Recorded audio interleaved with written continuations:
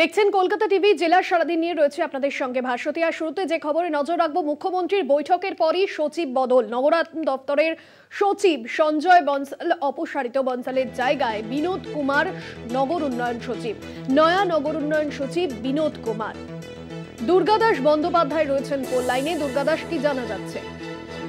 দেখো, তোমাকে বলে রাখি যে লোকসভা নির্বাচনের নিরিখে যখন সারা পশ্চিমবঙ্গের যে সমস্ত পুরো এলাকাতেই দেখা যাচ্ছে যে শাসক দল তৃণমূল কংগ্রেসের রেজাল্ট খারাপ হয়েছে, এবং সেই মতোই কিন্তু বিষয়টি পর্যালোচনা করার জন্য আজ মুখ্যমন্ত্রী মমতা বন্দ্যোপাধ্যায় যখন নবান্ন সভাঘরে সকলকে নিয়ে মিটিং করছেন, উপস্থিত ছিলেন সেই সময় রাজ্যের নগর উন্নয়ন মন্ত্রী ফিরহাদ হাকিমও। তার সামনে তিনি যথেষ্ট ক্ষোভ প্রকাশ করেন এবং তিনি আরবান ডেভেলপমেন্টের কাজের তীব্র সমালোচনা করেন।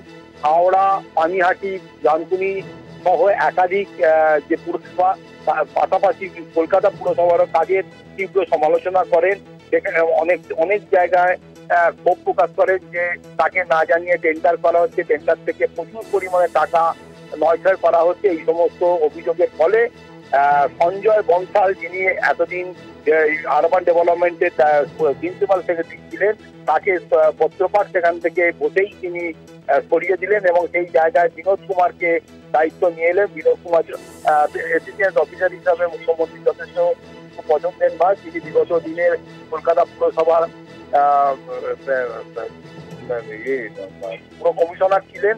ফলে তার অভিজ্ঞতাকে কাজে লাগিয়ে মুখ্যমন্ত্রী বলেছেন যে যত শীঘ্র পুরো বিষয়টাকে নিজের হাতে ধরে একটা বিস্তারিত রিপোর্ট তৈরি করে যেন পাঠানো হয় এবং কঠোর হাতে যাতে পুরো বিষয়টা সমস্ত আরবান ডেভেলপমেন্টের আন্ডারে যত পুরসভা রয়েছে তাদের কাজকর্মকে মনিটরিং করা হয়, তার ব্যবস্থা করার নির্দেশ দিয়েছে। ফলে বুঝতেই পারছো যে আরবান ডেভেলপমেন্টের কাজ যাতে আগামী দিনে সমস্ত নিয়ম মেনে চলে, তার জন্য মুখ্যমন্ত্রী কিন্তু আজকে কঠোর হস্তে পুরো বিষয়টিকে